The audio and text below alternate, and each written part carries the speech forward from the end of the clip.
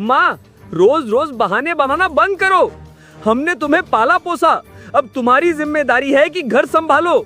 मुझे लोगों से सुनना पड़ता है कि माँ घर पर बैठी ऐश करती है। बेटा, ऐश? तेरे लिए खेतों में काम किया, भूखी रही, तपती धूप में पसीना बहाया, क्या वो ऐश था?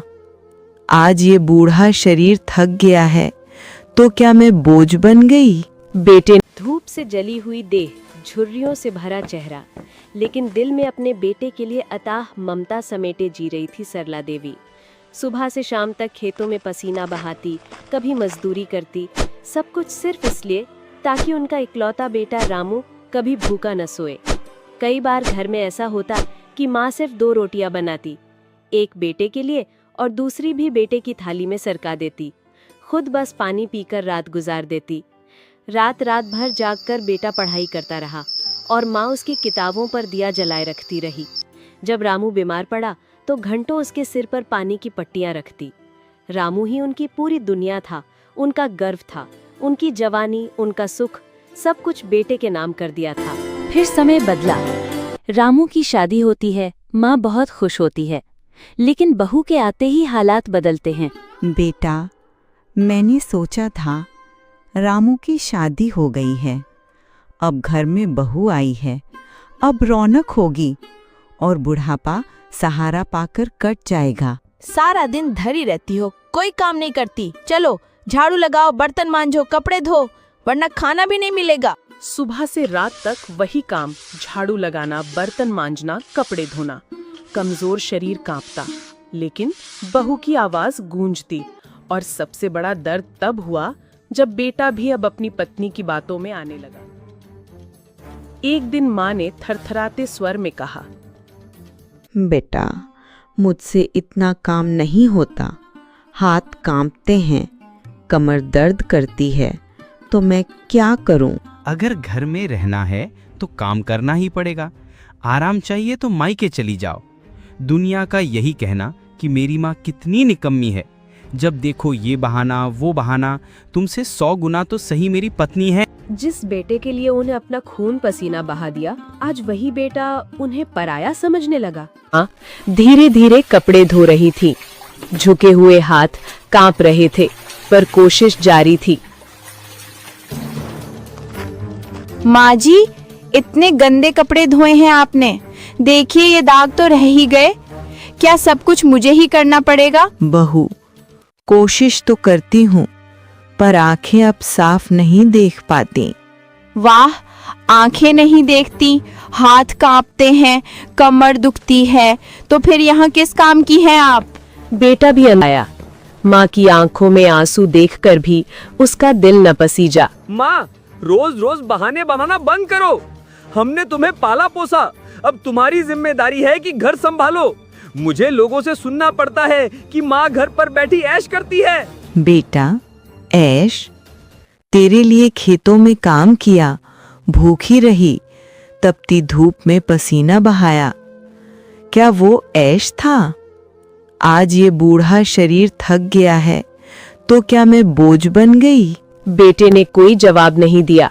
चेहरा सख्त था और माँ का दिल और टूटा। सुबह का वक्त था। आंगन में बूढ़ी माँ झाड़ू लगा रही थी। हाथ कांप रहे थे, कमर झुक चुकी थी, लेकिन फिर भी काम में लगी रहीं। तभी रसोई से बहू की तीखी आवाज गूंजी, सुनिए माँ जी, झाड़ू ठीक से लगाइए, जरा भी धूल रह गई तो फिर से करना पड़ेगा। माँ हाफते हुए रुक गईं। आंखों से पसीना और आंसू एक साथ बह निकले। माँ के आंसू जमीन पर टपक पड़े। बहू, शरीर साथ नहीं देता, हाथ कांपते हैं, कमर दर्द करती है, जितना हो पाता है उतना कर रही हूँ। अगर इस घर में रहना है तो काम करना ही पड़ेगा। फालतू खाने वालों की जगह हमारे घर में नहीं है, समझी? बेटा आया। माँ की आंखों में आंसू देखकर भी उसका दिल न पसीजा। माँ, बहू सही कहती है, अगर यहाँ रहना है तो काम करना ही पड़ेगा, वरना तुम्हें कोई दूसरा ठिकाना ढूंढना पड़ेगा। बेटा, अब पहले जैसे हाथ पांव नहीं चलते। सुबह से रात तक मेहनत करती रही, पर अब ताकत कहाँ है। तो फिर यहाँ रहकर करोगी क्या? काम नहीं कर सकती तो दूसरों के घर चली जाओ। हमारे घर में आलसियों के लिए जगह नहीं है। ये सुनकर माँ चुपचाप बैठ गईं। दिल के अंदर गहरी चोट लगी थी। रात ढल रही थी। माँ आंगन के कोने में अकेली बैठी थी। आंसू थमने का नाम नहीं ले रहे थे। अंदर से बहू की आवाज आ रही थी। देखिए, आपकी माँ बिल्कुल काम की नहीं रही। सुबह शाम रोती रहती हैं।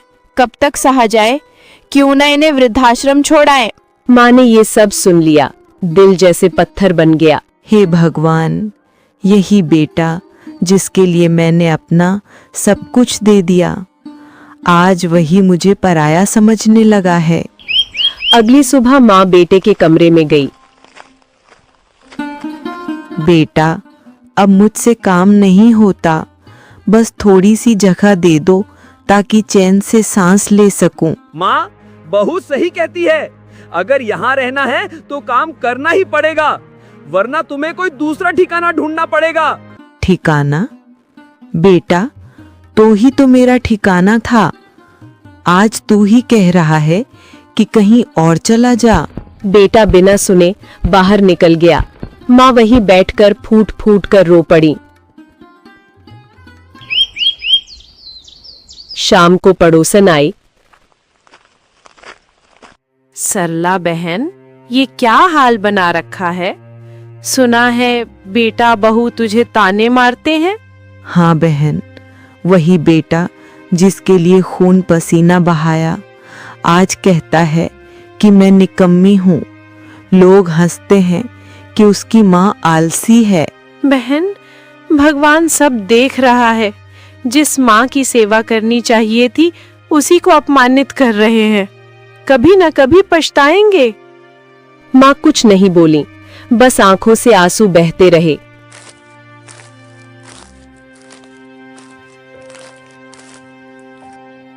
वे वहीं बेहोश होकर गिर पड़ी। देखिए, आपकी माँ को बहुत बड़ा सदमा लगा है। माँ, माफ कर दो। बहू की बातों में आकर तुझे दर्द दिया। अब कभी अकेला नहीं छोड़ूंगा। बेटा, मुझे कहीं और मत भेजना। मेरा ठिकाना सिर्फ तू है। तू चाहे जितनी बातें कह ले, पर मैं तुझे छोड़कर नहीं जा सकती। बेटा, माँ का दिल बहुत बड़ा होता है। नाराज हो भी जाए, लेकिन अपने बच्चे को कभी पराया नहीं करती। बस इतना याद रख, माँ का दर्द मत भूलना।